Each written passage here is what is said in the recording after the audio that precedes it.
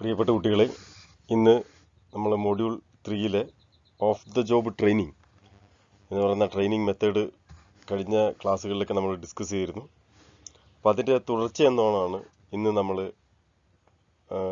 ക്ലാസ്സിൽ ഡിസ്കസ് ചെയ്യാൻ പോകുന്ന ഓഫ് ദ ജോബ് ട്രെയിനിങ്ങിൻ്റെ മറ്റ് മെത്തേഡുകൾ ഏതൊക്കെയാണ് എന്നുള്ളതാണ് ഇന്ന് നമ്മൾ ചർച്ച ചെയ്യാനായിട്ട് പോകുന്നത്. Let's we start our class. So other methods of training, especially off-the-job training, includes apprenticeship training, vestibule training, internship training, learner training. ഇതാണ് പ്രധാനമായിട്ടും ഓഫ് ദ ജോബ് ട്രെയിനിങ്ങിലുള്ള 4 തരത്തിലുള്ള ട്രെയിനിങ് മെത്തേഡ്സ് എന്ന് പറയുന്നത്. And first one is apprenticeship training. In many industries such as metal, printing and building construction, etc., this method of training is widely in use. The apprenticeship training may go on for 4 to 5 years. The worker is usually absorbed by the concerned industry after training period is over. So apprenticeship എന്ന് പറഞ്ഞു കഴിഞ്ഞാൽ ഒരു fresh ഹാൻഡിന് ഒരു ഓർഗനൈസേഷനിൽ ജോലി കൊടുക്കുന്നതിന് മുമ്പ് തന്നെ അയാൾക്ക് ട്രെയിനിങ് കൊടുക്കുന്ന ഒരു രീതിയാണ് ഈ അപ്രന്റീസ്ഷിപ്പ് ട്രെയിനിങ് എന്ന് പറയുന്നത്. So after the completion of apprenticeship training generally the organisations R absorbed that particular trainees. ആ ട്രെയിനിങ് പീരീഡ് കഴിയുന്ന സമയത്ത് അതാണ് ഈ അപ്രന്റീസ്ഷിപ്പ് ട്രെയിനിങ് എന്നൊക്കെ പറയുന്നത്. ലാർജ് ഓർഗനൈസേഷൻസ് ഒക്കെ ഇത്തരത്തിലുള്ള ട്രെയിനിങ് കണ്ടക്ട് ചെയ്യാറുണ്ട്. ഇപ്പോൾ റെയിൽവേ, പിന്നെ സിയാല് പോലുള്ള വലിയ വലിയ സ്ഥാപനങ്ങളൊക്കെ ഇത്തരത്തിലുള്ള ട്രെയിനിങ് വളരെ വിജയകരമായിട്ട് നടത്താറുണ്ട്. സോ ഇവിടെ ഒരു ജോബ് ഓപ്പർച്യൂണിറ്റീസും കൂടി നമ്മുടെ ട്രെയിനീസിന് പ്രൊവൈഡ് ചെയ്യുന്നുണ്ട് എന്നുള്ളതാണ് ഈ അപ്രന്റീസ്ഷിപ്പ് ട്രെയിനിങ്ങിൻ്റെ മറ്റൊരു പ്രധാനപ്പെട്ട പ്രത്യേകത എന്ന് പറയുന്നത്. So they get practical knowledge while working on the job and theoretical knowledge in the class room lecture. So ഇവിടെ സംഭവിക്കുന്നത് പ്രാക്ടിക്കലായിട്ടുള്ള നോളജ് അവിടെ വർക്ക് ചെയ്യുന്ന ആ കണ്ടീഷനിലും അതേപോലെ തന്നെ അതിൻ്റെ തിയററ്റിക്കൽ ബാക്ക്ഗ്രൗണ്ട് ഒരു ക്ലാസ് റൂം ലെക്ചർ വഴിയാണ് ഇവർക്ക് ലഭ്യമായിക്കൊണ്ടിരിക്കുന്നത്. The workers get some stipend during the training period. It is the oldest and traditional method of training in crafts, trades and technical areas. So while they are working or while they are engaging in the training, they get some amount called as stipend. And it is one of the oldest and traditional method of training. Like other employees, an apprentice is also entitled to bonus, vacation and other facilities. അപ്പോൾ മറ്റുള്ള സാധാരണ അവിടുത്തെ permanent എന്താ പറയുക permanent എംപ്ലോയീസിനെ പോലെ തന്നെ ഇവർക്കും വെക്കേഷനൊക്കെ കിട്ടും, പിന്നെ ബോണസ്, മറ്റ് അലവൻസുകളൊക്കെ. സോ ലിമിറ്റഡ് ആയിട്ടുള്ള ആയിരിക്കും അത്, എന്നാലും അത് അവർക്ക് ലഭിക്കും എന്നുള്ളതാണ്. Then now let us see the advantages of apprenticeship training. The trainees receive some stipend during training. ട്രെയിനിങ്ങിൻ്റെ സമയത്ത് അവർക്ക് കാശ് കിട്ടും എന്നുള്ളതാണ് ഇതിൻ്റെ ഒരു ഏറ്റവും വലിയൊരു അഡ്വാൻറ്റേജ് എന്ന് പറയുന്നത്. So learning and earning while doing their training. അവർ ലേൺ ചെയ്യുന്നു, ഏൺ ചെയ്യുന്നു, അതേപോലെ തന്നെ ട്രെയിൻ ചെയ്യപ്പെടുന്നു. അങ്ങനെ ഒരു മെച്ചം ഇതിനുണ്ട്. Then the trainees get valuable skill which carries good demand in the market. അപ്പോൾ ഇവർക്ക് നല്ലൊരു സ്കില്ല് ഡെവലപ്പ് ചെയ്യാനായിട്ട് കഴിയും എന്നുള്ളതാണ് ഇതിൻ്റെ മറ്റൊരു പ്രധാനപ്പെട്ട പ്രത്യേകത എന്ന് പറയുന്നത്. Then for employers point of view it is cheap source of labour and in addition a skilled work force is maintained.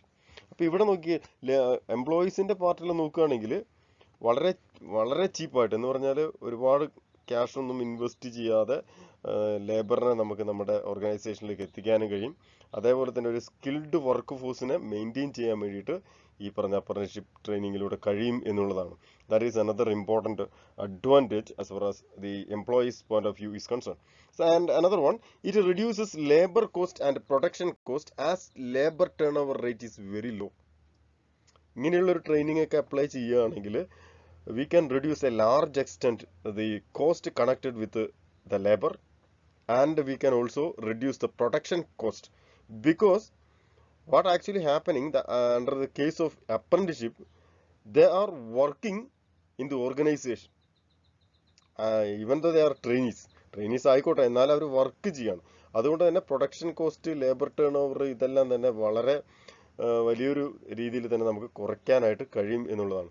So labour turn over rate കുറയാനുള്ള ഒരു കാരണം എന്ന് വെച്ചാൽ ഓൾമോസ്റ്റ് ആ രണ്ട് വർഷം അല്ലെങ്കിൽ 3-4 വർഷത്തോളമായിരിക്കും ഈ അപ്രന്റീസ്ഷിപ്പ് സാധാരണ രീതിയിൽ ഉണ്ടാവാറുള്ളത്.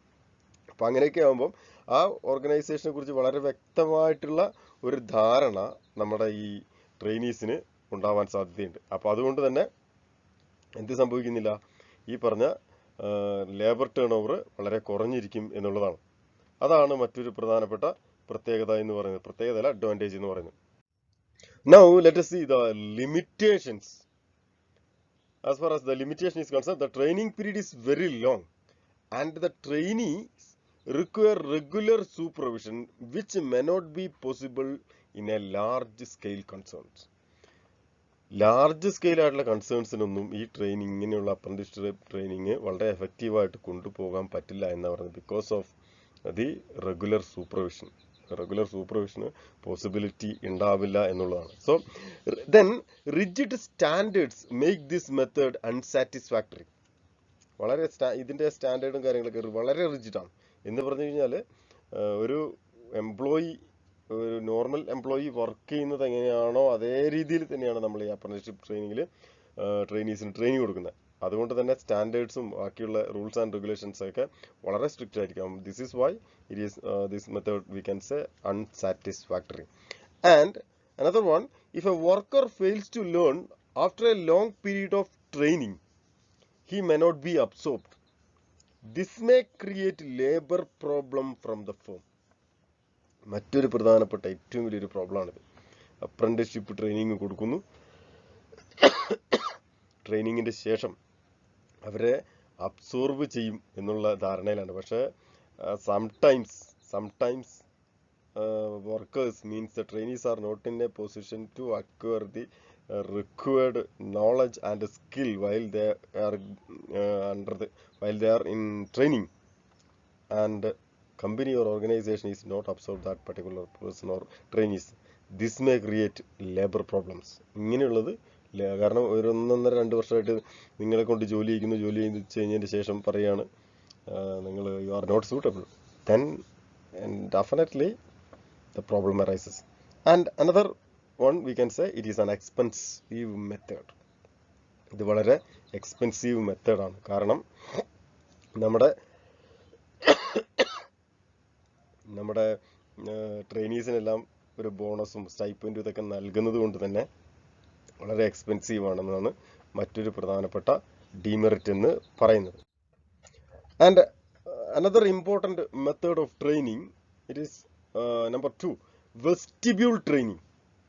Means training center training.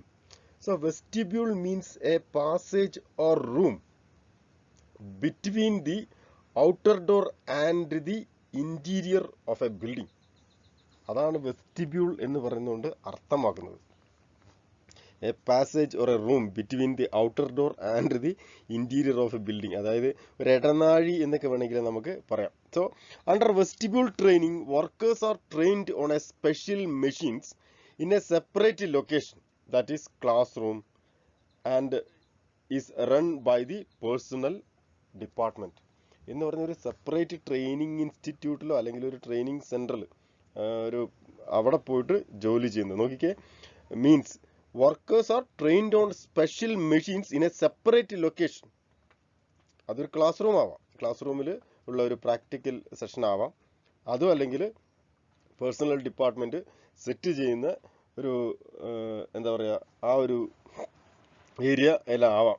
So training is given in artificial conditions which are just like the real conditions. The theoretical training is given in the class room.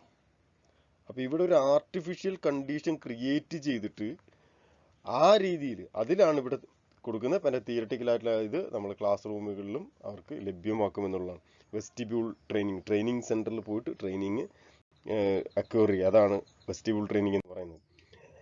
It is often use to train machine operators. ഇത് സാധാരണഗതിയിൽ vestibule training use ചെയ്യുന്നത് നമ്മുടെ മെഷീനൊക്കെ use ചെയ്യുക, computer operate ചെയ്യുക, typist അങ്ങനെയുള്ള ആൾക്കാർക്കൊക്കെയാണ് ഇത്തരത്തിലുള്ള ഒരു ട്രെയിനിങ് എല്ലാം തന്നെ പ്രൊവൈഡ് ചെയ്യുന്നത്. So it is useful when theoretical concepts are to be taught along with the problem solving abilities. So ഇവിടെ തിയററ്റിക്കൽ കൺസെപ്റ്റിന്റെ കൂടെ തന്നെ പ്രാക്ടിക്കലായിട്ടുള്ള നോളജ് കൂടി പ്രൊവൈഡ് ചെയ്യാം എന്നുള്ളതാണ് എങ്കിൽ vestibule training is very helpful, വളരെ ഹെൽപ്ഫുൾ ആണ്. വെസ്റ്റിബ്യൂൾ ട്രെയിനിങ് എന്നുകൊണ്ട് അർത്ഥമാക്കുന്നത് ട്രെയിനിങ് സെന്റർ ട്രെയിനിങ് എന്നതാണ്. So now let us see the advantages of vestibule training. The trainer is a specialist and possesses specialization in training. Trainer specialist ആയിരിക്കും, അതുകൊണ്ട് തന്നെ specialisation ഉണ്ടാവുക ഇതിൽ. Since the training is given of the job, the trainees can concentrate on learning. അപ്പോൾ ഇവിടെ vestibule training ഒരു of the job training ആയതുകൊണ്ട് trainee can concentrate on learning. എന്താണ് അവർക്ക് ട്രെയിനിങ് നൽകുന്നത് അതിൽ കോൺസെൻട്രേറ്റ് ചെയ്യാൻ പറ്റും എന്നുള്ളതാണ് മറ്റൊരു പ്രധാനപ്പെട്ട അഡ്വാൻറ്റേജ് എന്ന് പറയുന്നത്.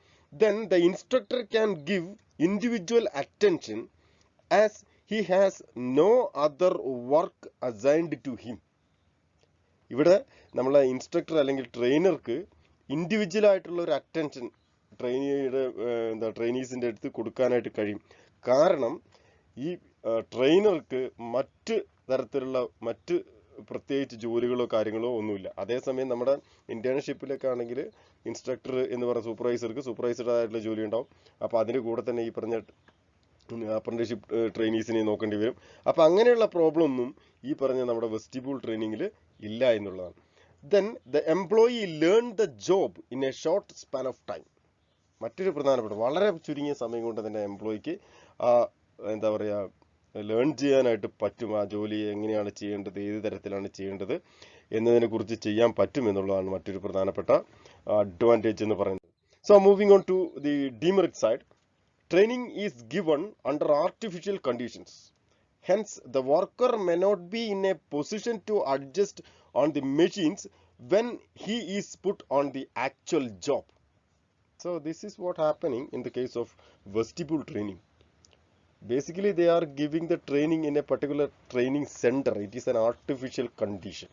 That is not a real condition. This is why worker may not be in a position to adjust on the machines when he is put on the actual job. This problem we can see while we are learning through vestibule training. And another important demerit, it is expensive method as duplicate equipment is required.